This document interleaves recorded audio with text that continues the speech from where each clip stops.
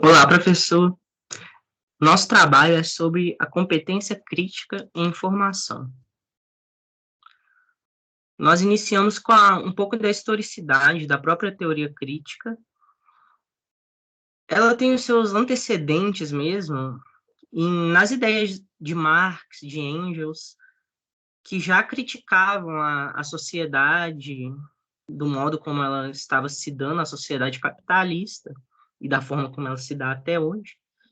E como eram como aconteciam as formas de dominação de uma classe superior sobre a outra, e como o próprio sistema visava atender aos interesses dessa classe dominante.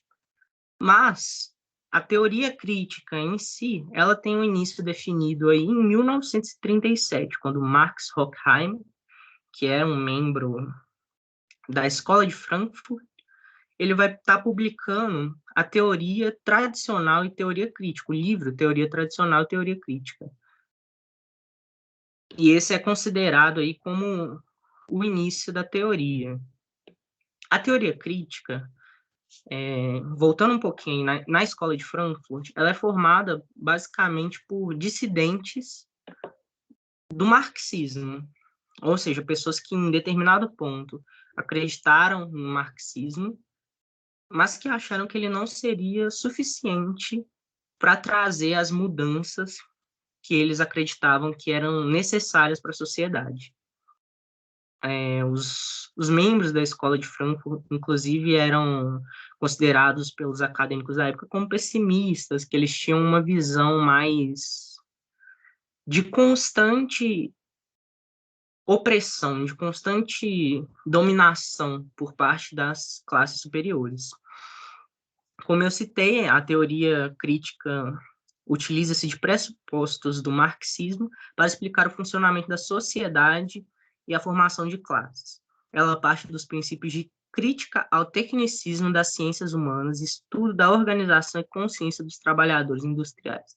Quando a gente fala em crítica ao tecnicismo das ciências humanas, é como se dissesse que as ciências humanas estão focando apenas nos fenômenos e não no que está por trás deles.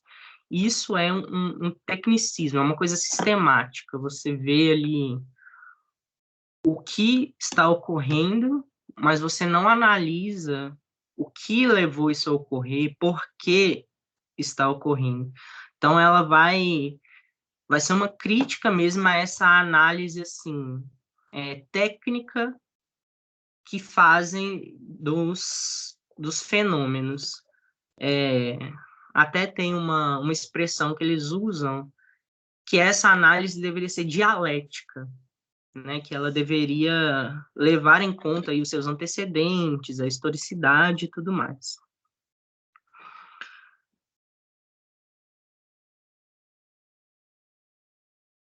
Já a competência em formação surgiu durante o período da Guerra Fria, nos Estados Unidos.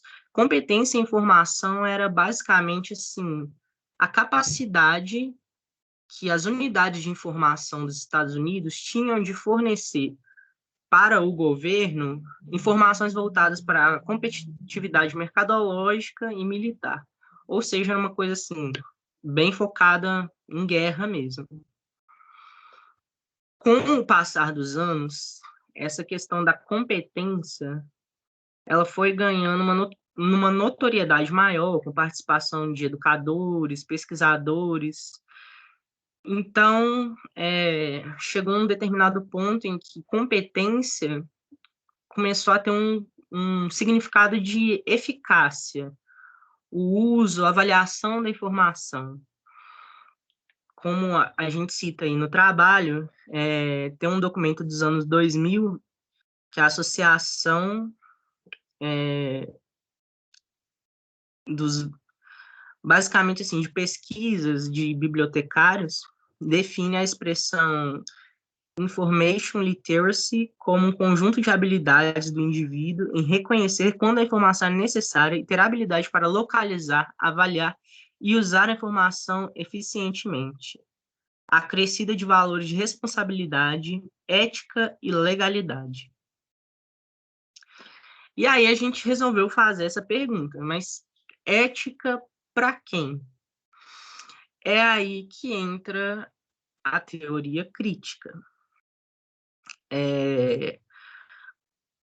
Nós vimos um vídeo do professor Marco Schneider, em que ele fala que a crítica à competência não é um elogio à incompetência, mas, na verdade, ela quer justamente saber, ela quer questionar o próprio sistema. Mas que competência é essa? É competência em que contexto? A perspectiva crítica, ela nasce para se opor a essa definição de competência que é oferecida ali genericamente. E na visão crítica, é oferecida por um sistema capitalista e neoliberal que maneja as informações de acordo com seus interesses e com a falsa ideia da meritocracia. Alguns pontos destacados aí da competência crítica são a falsa ideia de neutralidade pedagógica científica, que consiste em aparelhamento ideológico. A ciência é objetiva, não há possibilidade de torná-la neutra. Ou seja, não existe a tal neutralidade. Os fatos são como eles são e pronto. Tentativa de dizer que alguma coisa é neutra provavelmente está te vendendo uma ideologia, a neutralidade ideológica. A ideia de competência informacional nasce justamente uma sociedade capitalista desigual. Logo, ela já tem um contexto histórico e ideológico por trás de suas ideias. A ideia da competência informacional, como a gente viu atrás, no trabalho, ela nasce nos Estados Unidos, um país capitalista que sempre teve uma relação assim hegemônica, né, com relação aos outros países. O papel do Estado acaba legitimando uma cultura dominante,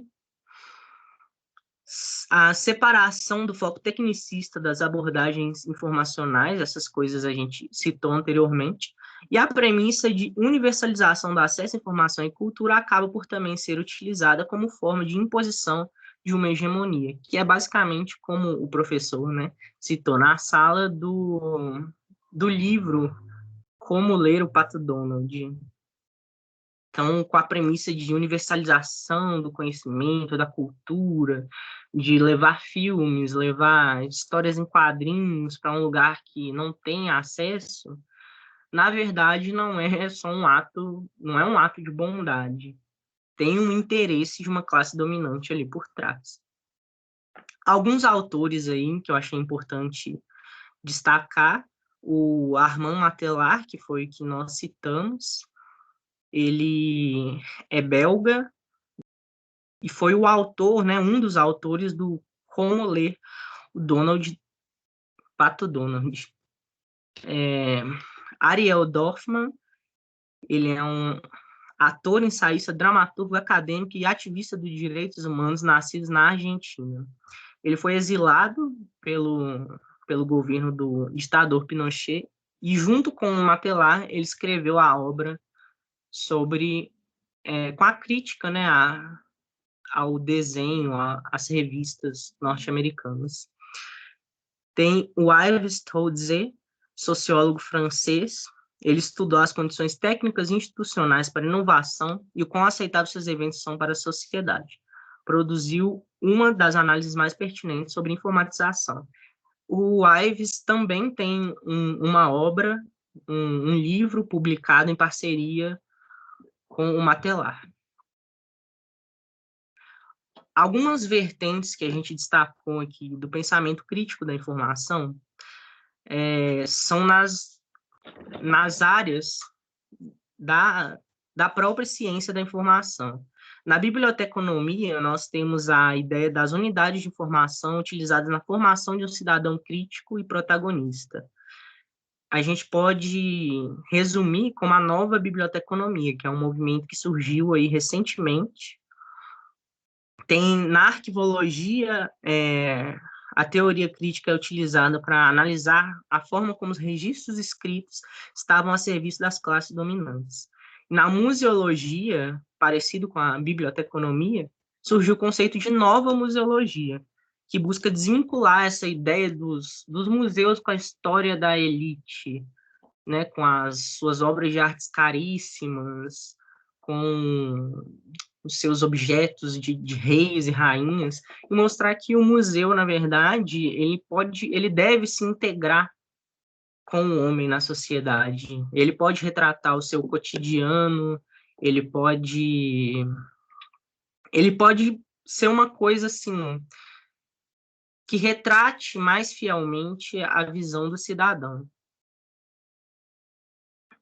A importância da teoria crítica, ela a gente já citou, né, alguns uns pontos importantes dela, mas eu acho que o que a gente deve ressaltar hoje em dia, nos tempos atuais, é a importância dela no combate à desinformação.